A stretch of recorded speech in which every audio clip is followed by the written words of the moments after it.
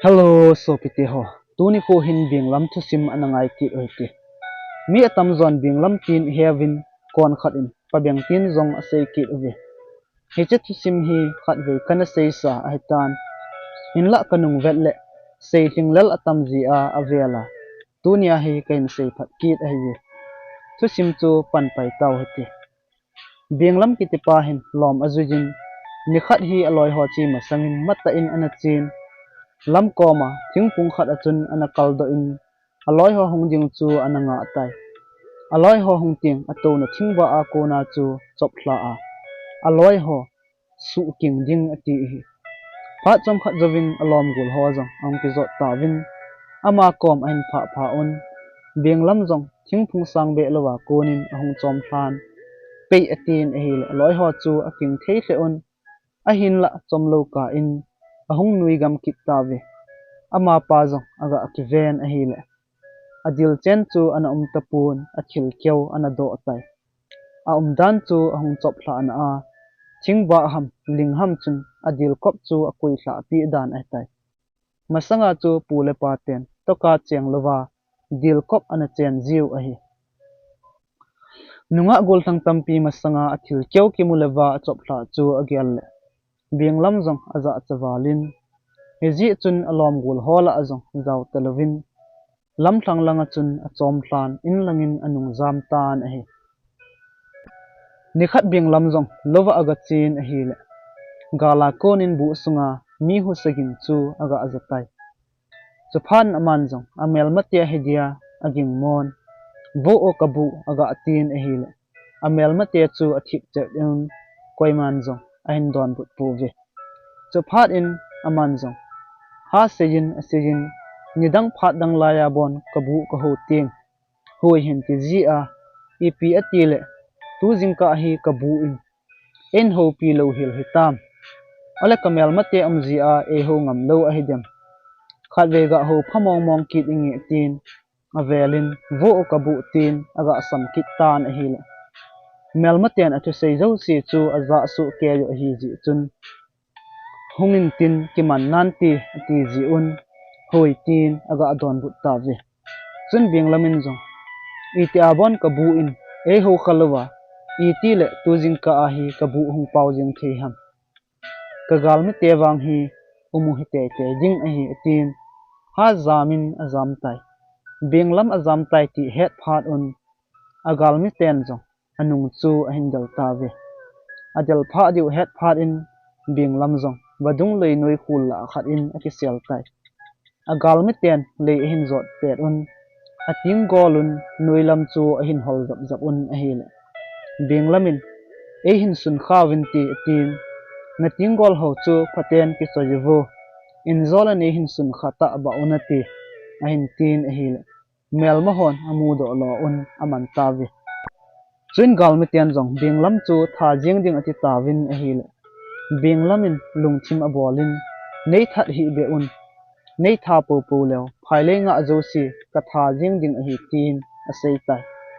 chuin alawa mi khat chuti ahile tha lom chu bolda tawti phaile nga ho josi hin that khale tu kum ne la cha a ibui lo diu hi tin neji chun ama hon jong binglam chu ol chan alol a ti un athat tapu vi binglamin jong ana sei bangin phaile nga josi lol chu aga at ko pi chi tan hi hitia athil bol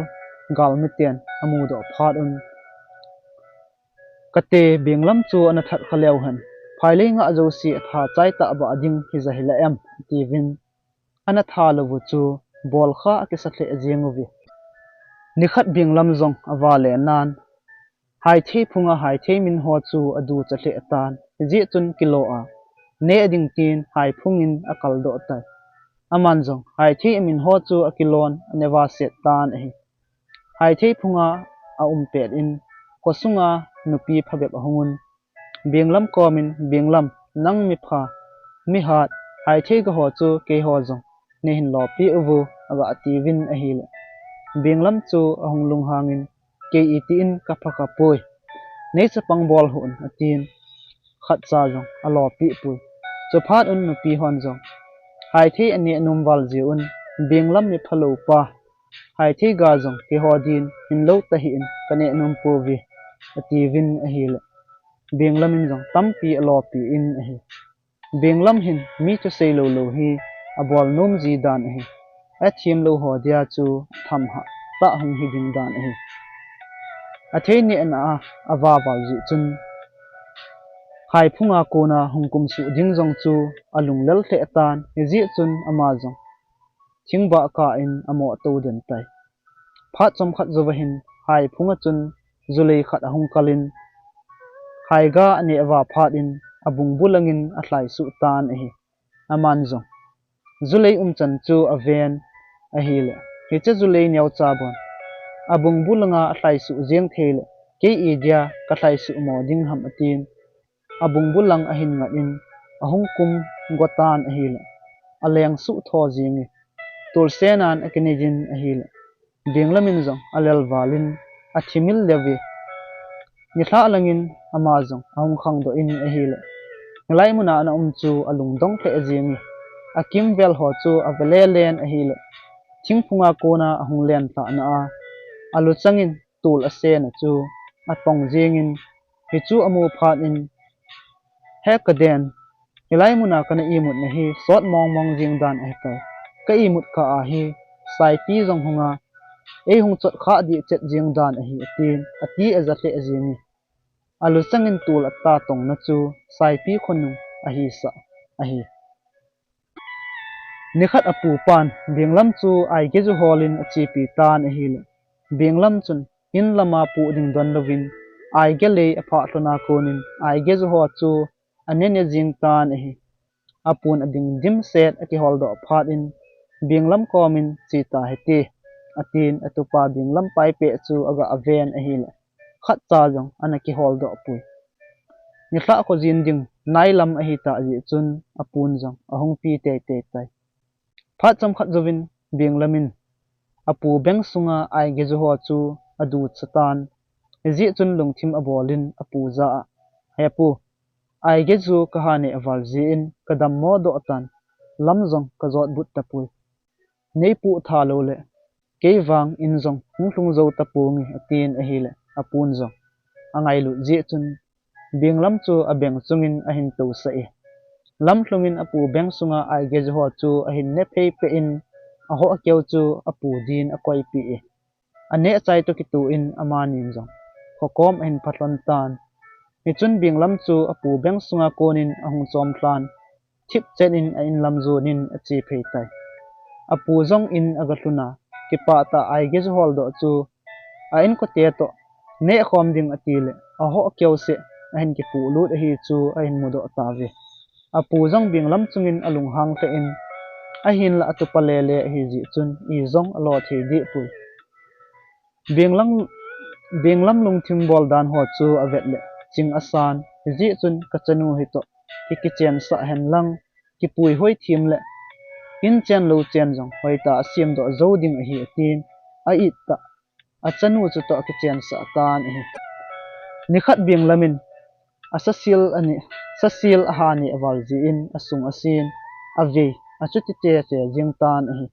chutia ve achuti che che jing phat in amazon alung dongin hiji chun thu hedom tin te si khat hi aga kivet sain I kati hitam tin lungdong ta in aga dongi te se pin jong benglam chu hin da yin nang hi nanat na jong phalowa hi na thiwa ading a hitai tua kona ve thum ve na hin che kit tin na thi te te ding a hitai tin a hi lo lovin a hin dai chawai tan a hi le benglamin jong te se pi thu sei chu ata san hle jingi ji chun gangta a in lam azonin plan lai na din mansa akila in plan mulam chu azun tai ajinun a chan chu adat moji in hoya chi ki go a ep bol ki godan nahi kit hetam tin hin dongin a hi le benglamin jong thil dan chu ki chata in ajinu asei pi e chun ajinun jong min nangol ji a na dai sat vai hi lam chu n het lo ham nangol na ka in angol ngolin ki sahi in ati pi in a hi le benglam chu hong ki senin nume e ma chan he pui ki thip in ka thi ding kon ge ja jong nei ho sit sit jeng na lai ham atin azinun ipi sei wangin anga theipun tlan mul lam chu azun te te jingi tlan mul aga tlun le ve khat ve ain che kit tan a hi le amazong kadam sunga ni vebu ve ka che man ding ai tai atin kino ta in akivui na ding tlan chu alai pan tai kino ta changsia lai hi ji chun amanjong alal hle jengin chom khat aga ke chol dun a hi le ve khat ve ain che kit tai chu phat in amanjong ka den phat hi chom cha bu ka nei ai tai tin khop lam chol lam jong he phalo bangin lei chu achuti lai jing tai paset tan ti phat in amanjong itia ka thi ding ake sei theipun ka thi ka in lum jing tangi atin tlan sunga chun pun ake phan ake zam tai aga ake zam to ki tu in amanjong ve hen che kit tan a hi le amazong athi wangin ake gyal tan to awang hi ke hi athi ka hi tai atin amit asingin thip chenin a tan a hi hetia binglam athi ake hi sa thip bia pet in thingpu a chi nupi khat hin khoi phalo helin mau zolin vo mithi ho na zal ham ole na to ham tin lung hel ta le lung na ta in mithi wa chu aga ho pi e chun binglamin zong aga adon bo in azal loi zong ka amun ato loi zong ka amu ve ke wang ka zal khop pha in ka hong to do ki tai aga atin hi le nupi nu chu aki chawalin athimil lew jing ni khat binglam le aji nun zong tap ko nga me ekiti tonin phal bidap lai hi ji chun thu pang ato tonin me aki oi toni ajinu mal ke kada hen huna ato na lamin achil keu ado atan hi le binglamin akimu do tai masanga chu na me hon toka cheng lowa pon bu anaki ve jiu a hi ajing ka in binglam zong apu kom aga chin achilmu chungchang thu chu aga sei tai hepu ke chun la nei ngai lu ji a na chanu to nei ke chen sa ham ka tin dan hi tina nei ji a ke nei pi do dan hi chu na ke chun la kan he do apun tu nia bo kan he do bet a hi mei ko ai hlon le amal ka atina kan ki mu do kati zat dan chu tu ni mama ka hong nung tha ading ai tai atin hiti chun apu koma aga ki phin tai chun apun jong hen don budin ai pui tu pa na thilmu chu tina ai pui e hon jun tha na ini ju tabang bang ama hon jong ani je a hi hi chu ne ki chuen lo hlon na ai bo ve phat khat la he a ko na chu chal na naw jong na hin ni hlon ding a hi tin a hil thiam tan a hil benglamin jong hidang asa tle in apu chunga aki pa tle jingi asu mil lo na din lam hlungin apun a hil na thu chu ain sei pe in a hil thing zung khada ki pal hlun a hong din do kit le a chuchin chu aki su mil tan a hi amazong alung hang be ase in a chem ki ku achun aki pal na thing zung chu asa do in thing zung na noi chu a chuti lai jing tan a hi a leilai pet in pasal khat hongin binglam chu a ho sin binglam na pa je na bola lampilai ta chu na lai sit ham atin a hi la binglamin zong na sei khadi chet e tin aga adon but e chun khat panong lunghang ta in ada thatai binglamin agel wangin agel do the mong ta pun hiji chun hilai muna hi ka kiman sa a hi kalai do ta ka sia kalai lai jeng ding a hi atin lampilai ta chu achuti lai jing tai pha chom khat zovin mi khat hong ki in binglam komin binglam nanu es na bola lampi zo si na lai sit gam jing hitam atin a hil binglamin zong henge na sei khachet jingi na mahung hil hi banga ki chol lo dinga ki pa the jingi tin chibai a bol tan a hi khat pa chan binglam chan na thil bol chu kidang asa the jingi in athuna konin hopi mo khe in binglam apun sei pi thu chu achuti sei jing tan a hi le ajinun angai chim ta in a khop wal jing tai jingkain ajinu jong apa kom aga chin apa za hepa pi thu bep na hin sei pi ham hopi mo khe in mi noi se te in za mo thu jing achuti sei jingi atin a hi la apa jong atupa binglam chungin alung hang hle jing tan a hi Benglam chu akovin aza Benglam kian tu patia ngai lut na nei ta ka chanu ka pi le nangin min an wisi e pupa chonda na hin tho a man lemul na hin khumgang challo le na zinu hi kala pi kit ding a hitai man pi ada api agin ngei sel khat na hin khum ding chule sumjong na hin khum ding a hi ti pi tan a hi chun Benglamin jong sumchu izat nga ya chule da pi chu itabang ho khun ti hamtin adongi chun apun adon bodin da chu ichup le agin angiya ngei hiding chule sumchu anong dangka somli hiding athia pet le ilole pu thet ding tin asepi tan a hi Benglam jong su na hin akigongin gammang la chin huingal tampi chu amanin umlin ta khat sungin a hengin amu asingi hiche chu iga abele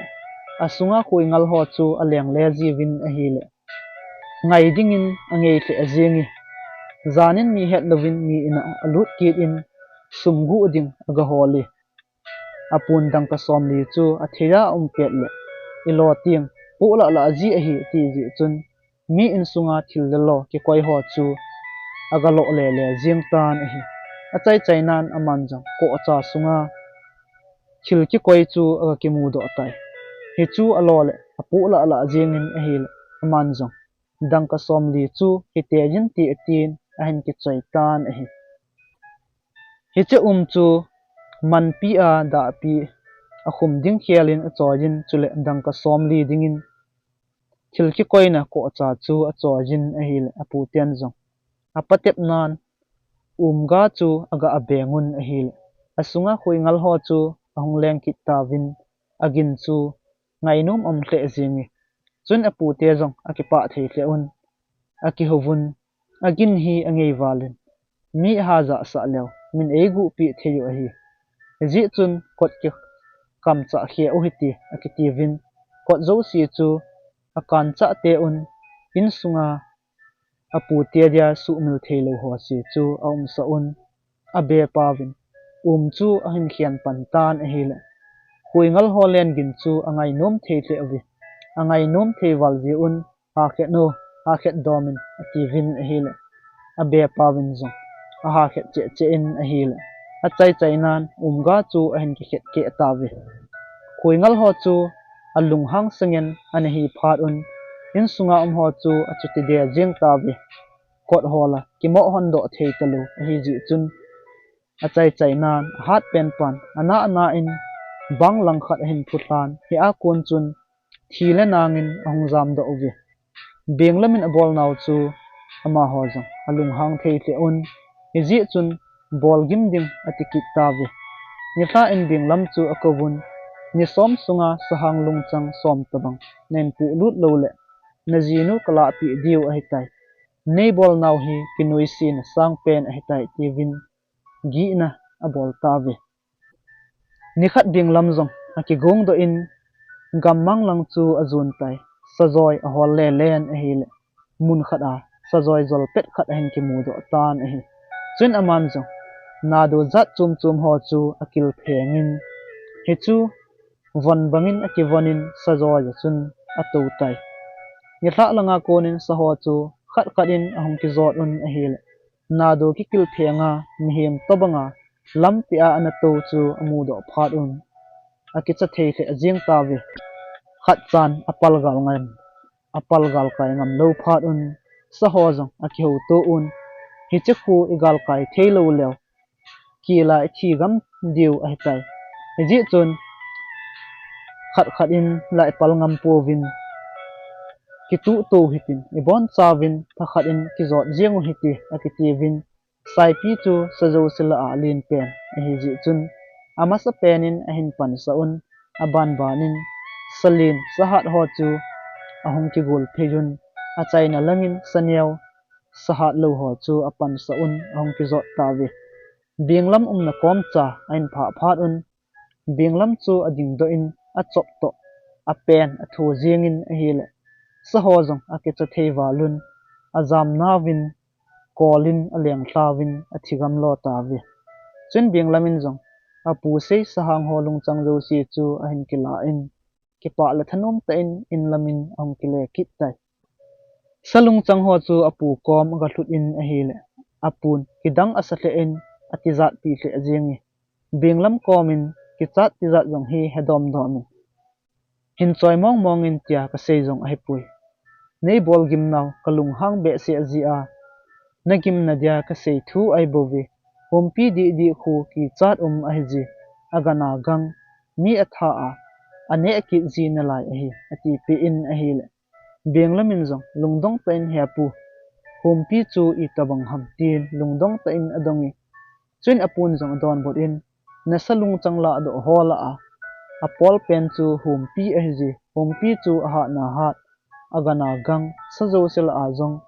ki chat pen ta a hi hompi chu a san pol a hi ti pi tai nikhat ajinun benglam koma tu ni keilo ka chi ding a hin sun ting ni sa sat le thingkung sunga pon ka koi ho kho ana phodo in tin adar hatai suna ni sa hong sat phat in thingkunga pon ki koi ho chu phodo ding atin thingkung chu a hon do le pon khat asan pol a hin ki mu do tan a hi le aman jong aki chatle ajing kazinu him ke hi pompi tha sa ading 80 dan a hi atin ajinu chungin alung hang hle ajing apu ko apun akoma hompi chu apol a hi asan pol a hi na ti pi ji a chu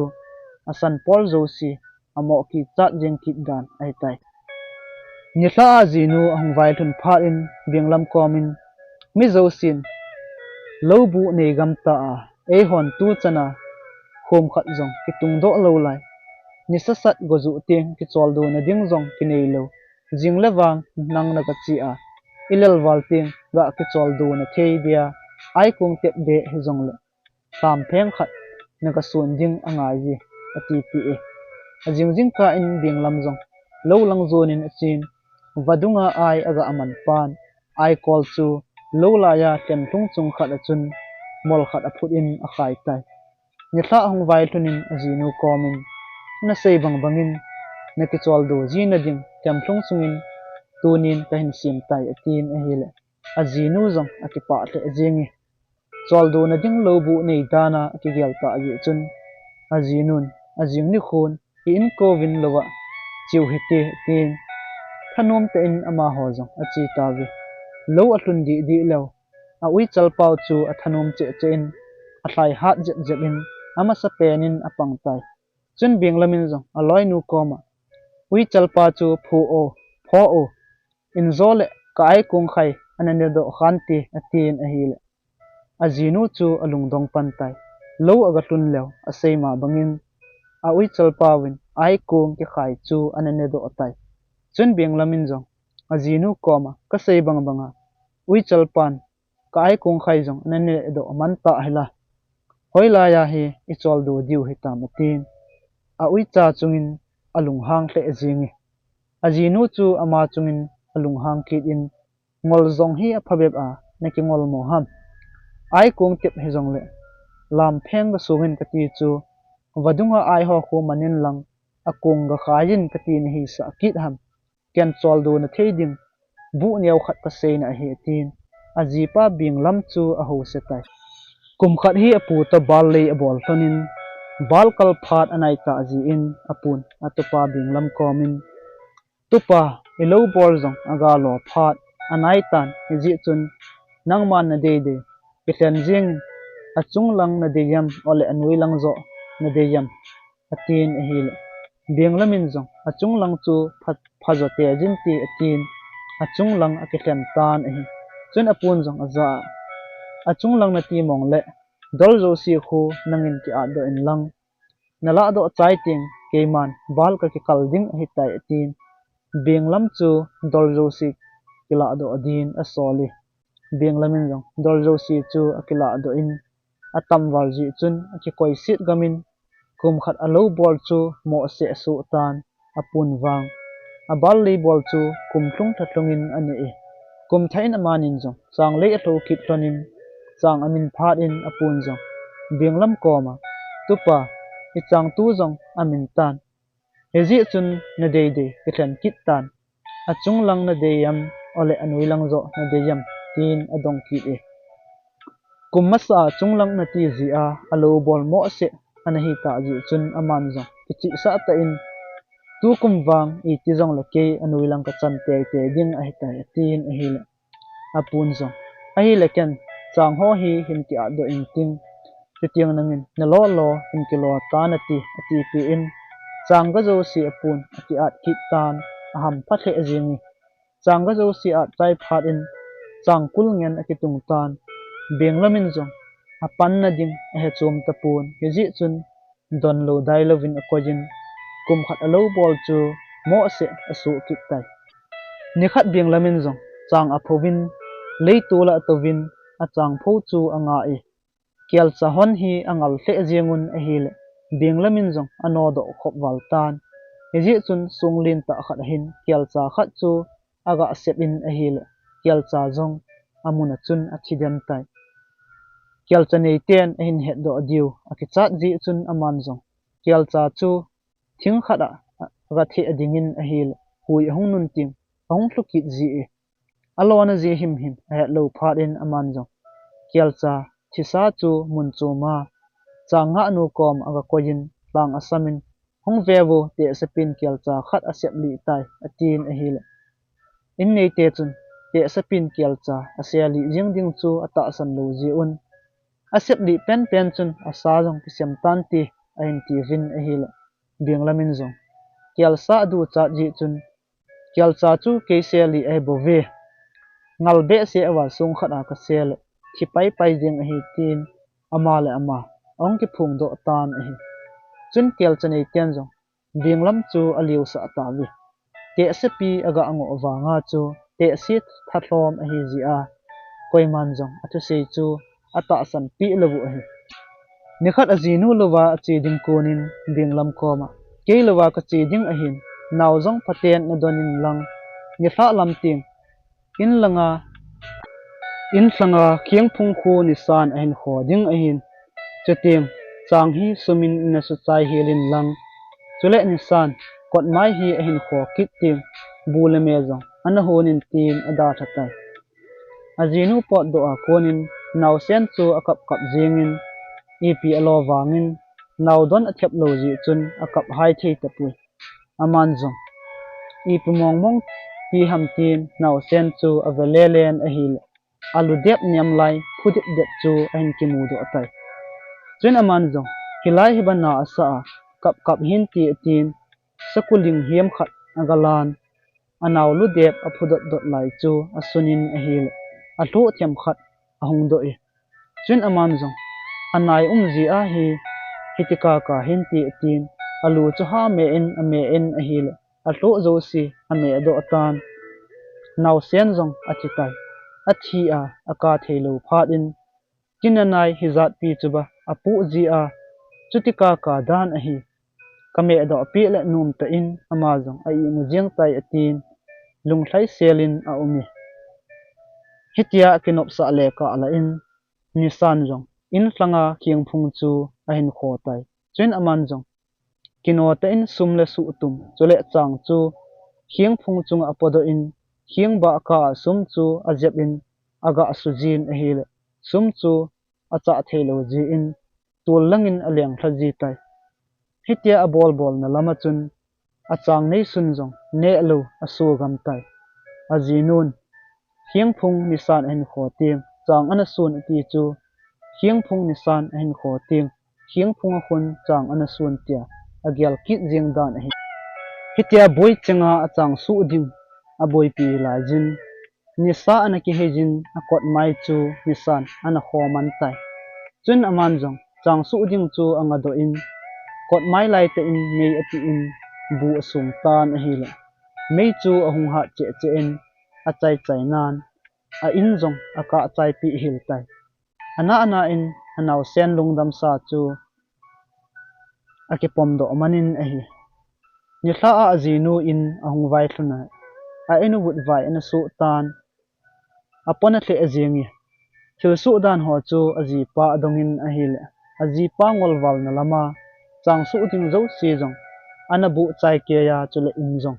ana hal thla a hi chu in he thim tan ato ading achi kuna ana sepi jong chu akisi tle ajingi phat chom khat jovin anaw hin hol kit tan a hi le binglamin jong kipa ta in naw sen chu aga pomin ajinu koma nangin ni het lo wanga naw sen hin tinanai tampi anei ji a I mu theilowa kap jing ji a hi atinanai kame ado pi a konin tu chanin jong nomta I mu jing na la ye tin athil bol chu akitai hle jingi chun aloi nun jong naw sen chu aven a hi le achisa a hi chu a hin hathim tai aman jong naw sen thisa chu phe khada jilin aji pa chu khopam langa aga vui din a soli benglamin jong naw sen phe a kizil chu apun a vui din a chi tai a helwal na lamin naw sen lungdam sa yong chu lamka a thla sa pa kit in a hin la aman wang a hedo apui phe kyau se chu aga vujin a vui chai phat in ama jong in lamzonin hongkile kit tan a hi la malam pi a anaw a thla sa pa chu a hin mu pa kit e ama naw aga vui do a agyal ta ji chun lungdong ten aven tu ni a hi ke ho naw bo thi ham kiti chu midang naw jong thidan hi za hi o I pidinga ke bol banga bol lo hilwa miem khat amo pai thang jengo ham a dan hi ke ho naw sanga ama hi thimasadan hitanti achungin jong tho e akai tai atin naw oi pu ta chu aga chunin a hi le agil ahung lot do jengi nikhat ajinun binglam komin asein midang ji ten sa popojinga nangin la khat ve cha jong sa hin polut khalo ke wang na komin jong ko umnum tapui kon phat si a balme la dolme ngen ani ani jing ding ham atin a hi le binglamin jong adon bu in ka bol nom le he ho chicken jong ka bol moding ni hi sa ham thang ga kamnangi atin ajingin thang kamin achi tai ajing ni khun thang kam de ding atin a thang kam sa ho chu aman jong aga ave phei pen a hi le wang phat ta in thang khat achun sakhi khat an o e hi chu an hin na la jin a hi aman jong si jo to pel ding atin thang koma si jo chu alovin sakhi tung tun chu to a si jo lo do chu akan be in sakhi komin keiman thang ka hin kam be na lai ding a hi ji chun nang an chin lang na pinu koma kapun si jo hi to apo in kasahi in honin ati e tp in atin sakhi chu asut lamin asol tai chun aman jong thang ho chu akam ben akam chai phat in same ne ading lungkinem pumin in lam a hin jun tai in atunin kilet sa thimten ajinu koma name hon tuinam tin aga adongi chun ajinun don bodin dol gop me itiki hon jong la tui punti salanga hin polut khalo atin achuti phuntai benglamin jong adon but kin in thanga sakhi khat o a ana hin na lai ji a si jo bo khat to ka hin kan bi a ka hin solta achula em na pinu komin si jo to nei na honin ana tin kati chula hung lo ham ole lampi het lo ji a hung gam mangpa a hidem tin lungdong ta in aseye chun ajinu chu alung hang be se in aji pa binglam chu binglam za ngol jong hi a phabe a hi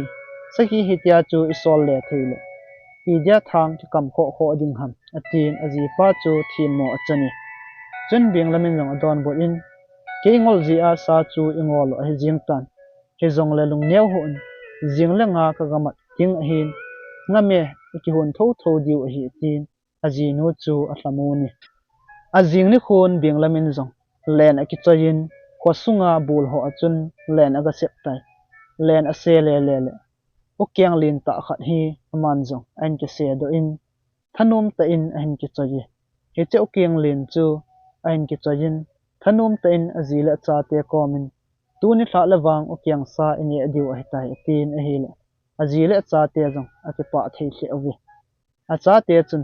he pa tu ni thla awang o kyang sa ini te diu hita lana ati vin a hi le binglamin jong I phat masang thu aki sei ngai pui kini ada theina lai hi pauji jong hi hedom damun tin กิเลสะเตอินอาจาเตียจูอโพเออุเกียงจูทัดจงทัดมาสลวินขังเบลซุงขัดอหินอเฮงินขังเบลจูเมียสุมโดไตขังเบลอหงสัตพาอินอุเกียงินสาอสานอหงจอมโดอินอหิเลวุลละจุนอากาจูอีเบียงละมินจงเบลเจ็บอินอุเกียงจูอเจ็บอินอหิเลอุเกียงจูอันจอมโดมันินอเจ็บฮีเลอุเกียงจูอจีนูมัลจุงินอจอมโดอินวุลละกูนะหงจอมโดอหิจิจุนวุตัมปีอกิปูอินอหิเลเบียงละมินจงวุอุเกียงอตีนอนุยอจัดเลเอ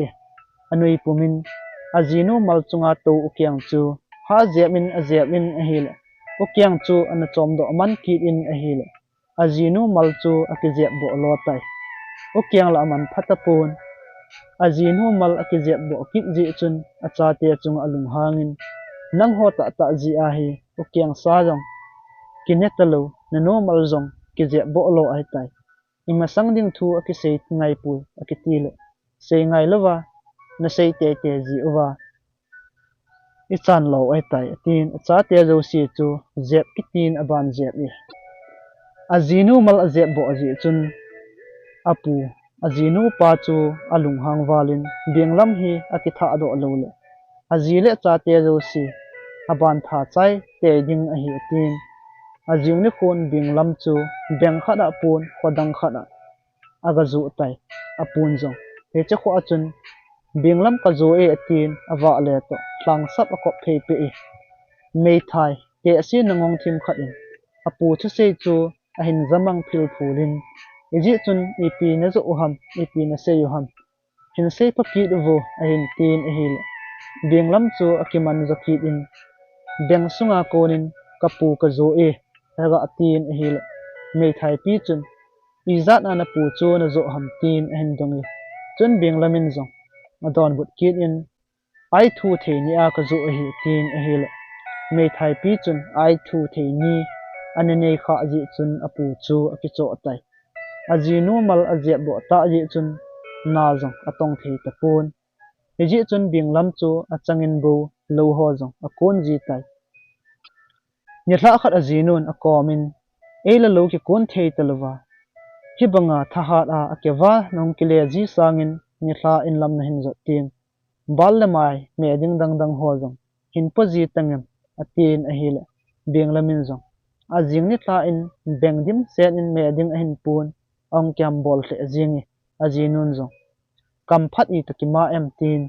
กระเดียนอลอมดอมจงจูหินปจีตังงูส่วนนิคมทุมานาตงานิลาฮิจัดนินปูเจียงจูนังวังนาฮัดมองอีอตีนเอฮิลเบียงละมินจงโลลังอาปูดิงตั้มตาอมนาลายก็ปูเปดิงฮิตโออตีนอาจีนุนอาจาดาวังินขวจินดิงโกนินโลลังอาเนปดินอจีกิจิงนิขัดจงฮีอโลกวนนานอกิลคิลวาลินเฮจิจุนโลซาวหัวจุนเนอดิงฮอลินอวะเลตานเอฮิลส่วนบุเนเตียงเนอดิงอามินเมอกิฮวนจูอากามุดอไตอากิลคิลวัลจิจุนอดูเลอินเฮจิจุนอเนตัยเกจินอดูวัลนลามินขัลขัดเนลวะอดาลาดิงจงจูอนุมปูนเฮจิจุนเบลซุงจุนอลูอเฮงินอฮิลอลูจูอลาโดเทตปูนอาโอเดนไตอีเตียบอลวังาอลาโดเทลูฮิลพาดินอากิตอมซาจิงอินอฮิลเลอากิจดนาลินกอลละอินอากิตังสุตานเออากิตะสุนลามินวังพัดเต็นกวาพุงกาละเบลจูจะเตอินอากิเจ็บเดินตานเอฮิลอามันจงอลูจูออลเตอินอาวุนเทียมขัดตอลเลวินอากิลาโดไตกวาพุงจีอาอลูอากิลาโดเทเบตเอฮิจิจุนเฮเจกวาพุงจูเอไงลูเปียนกินหูจงเอหูโดปีเอฮิอตีนปัทยินบังอินไงตูนนิสิเลเฮเจกวาพุงจุนอากาตาวจีเอกุมขัดอโลบอลนันวัจเตตั้มเทเจียงจางมินโคนเฮจิจุนอามาจงวะฮงดินโลกีอาเจนเฮเลอินไมปันจงอันนุงอหินจุจินอามาโลบอลจีอินอกีฟานีโลจงกิจาวทนเฮจิจุนกาลาโคนินอากิมุตัวจับจีฟานีอินไมปาโลวจุนวัจเตตั้มเทอินอาหอยดอกปูเล alo thlanga thingphung lein ta achun aga chu te te jivi aman jong song khat akila in wacha te ki chat na din hi cha thingphung chu aga asep tan a hil oging khat in a hin don but in ain ho pi e hi cha thingphunga chu gam nu pi nu cheng a hi ti aman jong a het phat in akichan alo wa jong gi ngam tapu ama jong akigel gelin a hil binglam hi to longa ki khial la phan pi ati ji chun binglam komin nang lo bangin keilowa bacha tampui eji chun keilowa khun nang ga ki chol don lang keiman nang lo hi ananga pi nangi atin a hil binglam jong tha anomin a in mai pu lo lam chu azun phei tai aga tlun le lo tolanga thingphung lin ta a wacha te adim set jengo chu amutan aman jong sung akila in aga sep ni gamnu pinun jong oging the thun nei sep khana ti ain tin hil binglamin jong almo lo te in ka se kha helba phadinga tin aga adon budi gamnu pinun jong chale naw anei dan thu chu asei pi in binglam aki chat na dia thu izat asei wangin binglam chu a almo pun a ha se che jingi a chai chai nan gamnu pinu jong aki chatan a cha te koma binglam wang khu alung lin walin ka ki chatle e nang ho na mun lang ken thang ga ve wa ingi tin aki cha ji chun a cha te chu ada thatai gamnu pinu po do ka in binglam jong amuna chun aga chin a hil a cha te chun anu hungkile hi sa ji un anaki pa thei hle jingowi chun binglamin keina no ka hepui nang ho that dia hung ka hi ka tha dio gap lenga ka phe ding ni hi vi tin a cha te thum ho chu a chema sa li in a gap lenga mel set in a phe tan hi pha chom khat zowa gamno pinu ahung kile kitle a cha te amutapun binglamin a tha pi hi chu ain hethim tai binglam chungin alung hang tle in hinla milung len ta hi ji chun anai ngam kit pui binglamin jong gamnu pinu mat do ding dan chu angai tun bu noyin ki tul na ding lui asimin nomta aki ho chu gala konin gamnu pinu akiget sai gamnu pinun jong gala konin ahin ven binglam nomta a luya ki ho chu a ot chatle ajingi pha chom khat zowin binglam jong a pot do bang bangin aki selin gamnu pinu hungki tul ding chu anga tai gamnu pinun jong binglam chu a pot do hi sa phat in a hungki tulun binglam la talo aloi simin nom ta in ka ki tul tai ano me tia a ki tul pet in binglamin jong bu sunga konin chepe chu all chan alado in chunglanga konin gamnu pinu chu a hin nam tai chun aman jong gamnu pinu chu akan tumin kathang kama sa nanakila ajin hin to a hi kosunga ka puiding chapang hon na vet nom diu a enga min na bol diu a hitai tin a hin gamna pinu chu akichahle ajini binglam komin lungsit ten nei hla in nei hla pu pu le lo hlo na ding tu cha hoi ta ka pi ding a hi tin a hi la binglamin hi chu ka dei pui keman jong ka nei nai ati pi e hi ti chun gamna pinu chin chilzat chom api dingin asijin minla tu sei zo si chu binglamin anop pi pui a chai nan gamnu pinun jong nei hla pu pu le kai pen kasakibu na pejing nangi tin a hila binglamin jong sakibu chu ipi amanding ham tin adongi chuin gamnu pinun jong hise sakibu chu na neile ne ala cha azong na olmolo ding a hitai alulama bu hungpot in lang atolama samenga me hungpot na tile hungpot jing ding a hi ati pi phat in hi chu binglamin jong a hin dei tai chuin aman jong gamnu pinu ki kana khaw ho chu a hlap pi in sakibu chu akila atan a hi aman jong sakibu chu apatep in alulama bu hungpot in lang atolamin same hungpot in atin a hi hungpot chet jingi hitia chan thon chu ain mai pan gu thimin ave thlin binglam sakibu chu adei chatle ajingi sakibu kiti hi saki hin ehon bel chabu kiamlo itiu banga khu bu la me hong pot in ipi lai sia hong pot pot jeng thei dan a hi beng lamin zong asaki bu achun gam nu pi nu lu chang ni ve ajet pi in asol do tai hi cha saki bu ane ya konin beng lam chu ne la cha ho azong alung kham ta pun nom asa khe ajing ni ain mai pun zong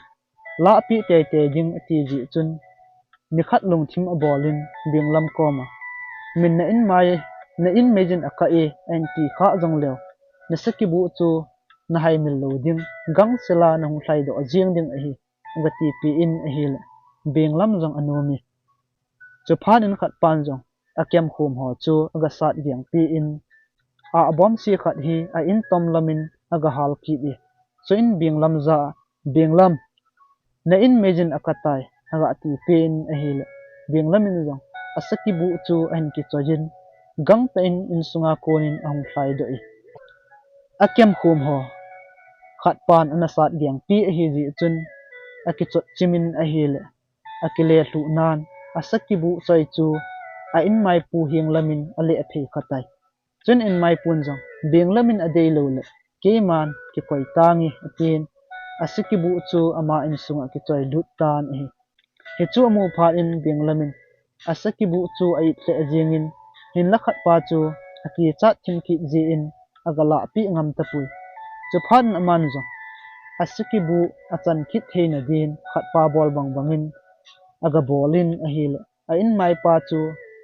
ana ching thejin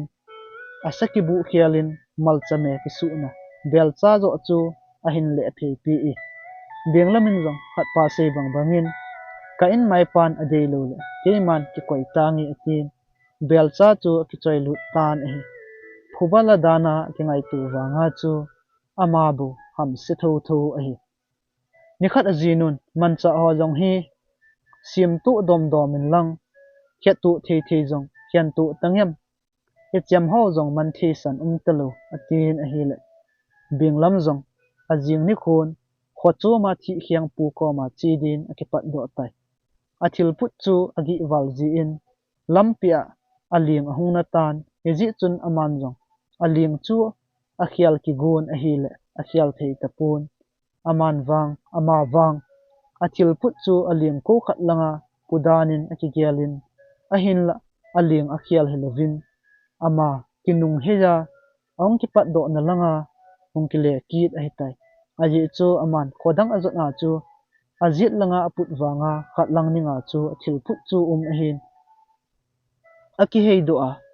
a kholang a hin nung zat ki a chu azit lang ma aput wanga veilang ninga chu a thil put chu a hitai he chu aman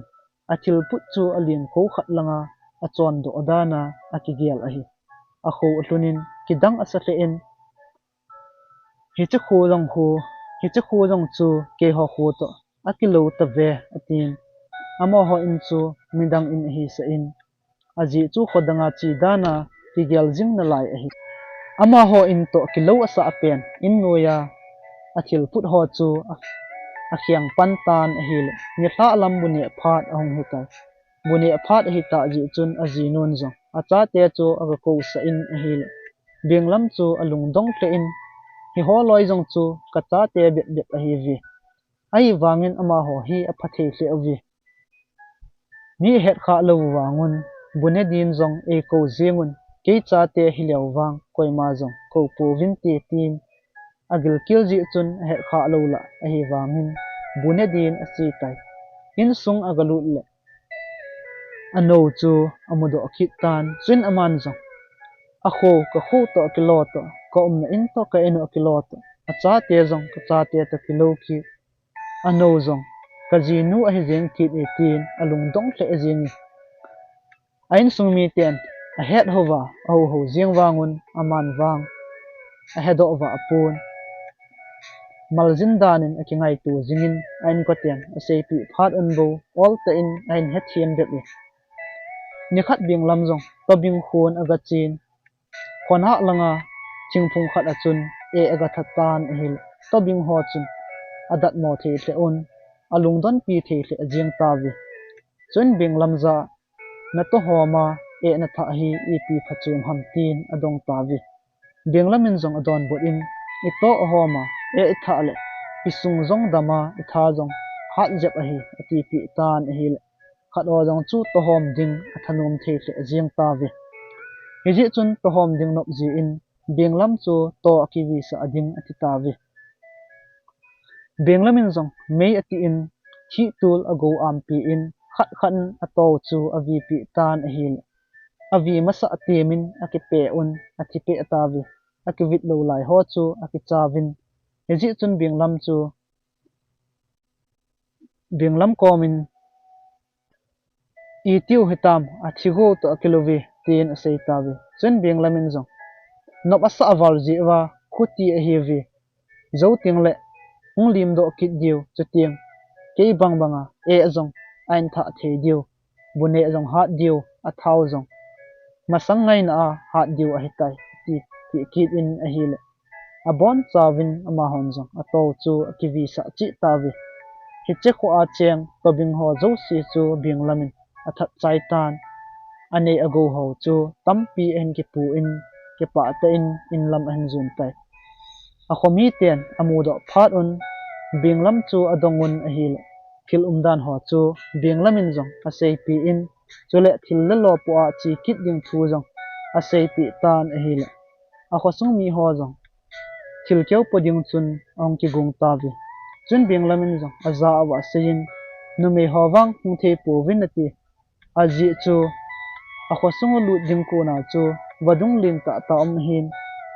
berlin ta asunga kiki henga na pasal that zong kiki zap gal kai ji a hi ti phat in nume ho chu akichawin pasal hawang chu akigung jing ove ajing nu khun pasal khosunga upajo si chun berlin ta kha che hen ki chajun benglam lam kainan thil podin achi tawi khokoma wadung pang pha un ama ho jong a bel sung chi un ati hengun wadung chu zap gal kai ding ati tawin a hele a bel to akiwi wang lo ji un a bel sungun tui ademin tuila achun a thalut un athigam tawi benglam chun thil lo ho a i ji a chu phang thi ma midang ho ko ma chu bel to kiwi wang ding lam chu a sei pi lo a hi benglam atang se a khu ong thun a khosung mi ten amu do phat un alung dong thei the tawi na loi ho le am ati vin a hi le benglamin jong a zo a seien thil tam pi a hen ki pu ji awa tu chana jong hung thung thei lo lai a hi ve alal thei se awe in zo lang tiang le ma ho jong hung thung ta vin ti ati pi e ni thum chana jong a hung di lo phat an ama hon jong achi hidin aging mo ta vi hezi chun benglam tha na ding chu angai tu ta vin khopa ma mun khat chu lei ala yun tui asung di lun a cho nang de on a chunga chun kem adovin heche kem chu a chimbai thet din a semovi benglam chu min bolin ti ho a bor zilo e ji chun benglam komin heche kem a khun ana kaldo hi ben ke ho bo ka to zina diwa gen theita ka semo a hi na tonga hong kun lo ho koima ki to sa lo ding a hi ati vin a hi le benglamin kem chunga to kal chu anga lal pantai khat ho loi pot do in amazong achin hete kem chunga chun aga to vin a hi ki hot det ji chun nom asa the ajengi nom asa ji chun anom che ding de nan aki ha ho che chen a hi le a chai nan kem chu ahung chimin bun nang la in aleng lut in ahung do thei tapu athanei suna akitoma hung do te ding agut wangin athan azo mong pun ahung do thei him pul hitya bun nang la akitom pe in wang phat ta in akomin hom pi khat ahungin chin benglamin jong hom pi komin dung sit ta in neila do in neila do po le na sei ka ngai jing ding a hi ati pi tan a hi le hom pin jong chuti a hi le la do in ting kane jing ding na hi ati pi e benglamin jong lamdang anei ta lo ji chun hom pi tu sei chu anok pi in chin hom pin jong bon nang la a konin benglam chu akai do tai chin benglamin hom pi komin tua hi nei le kanet wal ji a nang zong na dam thelo ding a hi ka net to ke e zong asu kit na la ye eji chun hung ki sil thieng ing tin e ho zong kain tha zo tiang ka thian set phat le tui sela nei ne ading a hi atin a hi le hom pin zong he chu a phai e tin benglam chu ki sil thieng din a sole benglam zong ha zamin mun khat a chun nang sau ta ten analemin hom pi chu ananga e benglam ahong kinung lelo hil pha in hom pin anong chu a hin dal tan a hil benglamin nang analem chu ahong modo atai chuin hom pi chu alung hangin benglam chu anedo goki tai benglamin zong hom pi komin hui pi le go pi hat ta hung ki thoding a hi ji a thingphung lin ta ho to ki kan de na dia nang kana lem a hi ji a chu ti lo le hui pi le go pin e hlo amang ton ding a tai hui pi le go pi a phat lam ting all in nei na na ti pi ki tan a zo chu a sei pi e hom pi jong a ki chabe se in ama ki kan be masadin a sei tai chun benglamin jong hom pi chu thingphung lin ta khat ta kan be in a velin a kanin a kan cha khe tai a kan sai phat in khiat bu khat hi a sujin a hil hom pi chu alung dongin benglam komin khiat bu chu I piding na ti ham tin a dongi chuin benglamin jong adon but in hilai lampia hong zo sin nang na hin zia pa na diwa ka sui a hi ji tin hom pi chu a eng in a ho pan tai hom pi jong alung hang hle in a ki tomin a hin la benglamin a vela cha te a hian hi ta ji chun a ki tom do zo di tapun a chol hle jing tai benglamin jong khiat bu a sui chai phat in hom pi lu chang chu thum ve tabang a zia pi in a hi le hom pin jong alal hle jingi hom pi lu chunga thingphunga chun mei holin asunin a chi le awa le ho zo sin he cha khiat bu a hin hom pi lu chang hi thum ve be hin zia pi te jun ama hi e ho that dia hong kun do hi tin ata e ama jong in lamin hong kile tan a chi le awa le ho zo sin hom pi lu chang chu thum ve tabang a zia pi chi jiwin a hi le hom pi chu agil kil tho lel to min a ziap nan angwai den jing tan a hi alal wal phat in ama jong a kingai tun hitia hi kom le ka thi te ding a hi tai atin he ji chun aman jong athanei sun sonin thila thi dam tin aki tom kit tan a hi le wang phat ten khaw ho chu a hin putanin ong ki tom do tai aki tom do jing ta awangin atha chol hle in a hi le amuna chun chom khat aki jam den jing na la ji pha chom khat zowin hom pi jong athanei sunin ong ki pat do kit in benglam chi na lang chu a hin zun tai benglam te in kot ani ki kha ji chun a in noi zowin a lut in a hi le vo cha le a cha ho chu aki cha thei le jengovi epg a chu banga chu gan cha ho ki chaw ham tia benglamin jong ga avet le hom pi hunglu ji a ki chaw a hi chu amudo atan he ji chun aman jong tui sa bel len ta khat hin a omin a soli phat in noya hom pi chu abu khum tan a hi le